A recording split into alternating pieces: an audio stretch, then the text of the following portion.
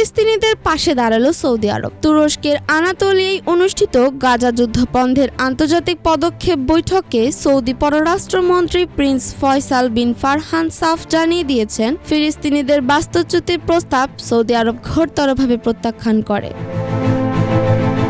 তিনি বলেন, গাজার বাসিন্দারা বেঁচে থাকার ন্যূনতম সুযোগ থেকেও বঞ্চিত। গাজায় মানবিক সহায়তা প্রবেশের পথ খোলা রাখতে হবে। এটি যুদ্ধবিরতির সঙ্গে শর্তযুক্ত করা উচিত নয়।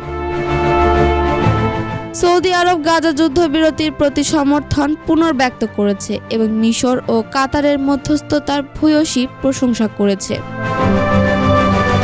বৈঠক শেষে যৌথ বিবৃতিতে ফিলিস্তিনিদের জোরপূর্বক বাস্তুচ্যুতি ও বিতাড়নের বিরুদ্ধে আহ্বান জানানো হয়। ইউএনআরডব্লিউএ কে সমর্থনের কথা বলা হয়। গাজা, পশ্চিম তীর ও পূর্ব জেরুজালেমকে ফিলিস্তিনি কর্তৃপক্ষের অধীনে আনার দাবি জানানো হয় এবং অবিলম্বে স্থায়ী যুদ্ধবিরতির আহ্বান জানানো হয়।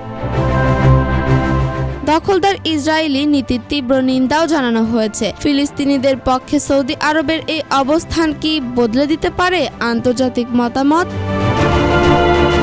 আরশিয়া আলম, RCTV।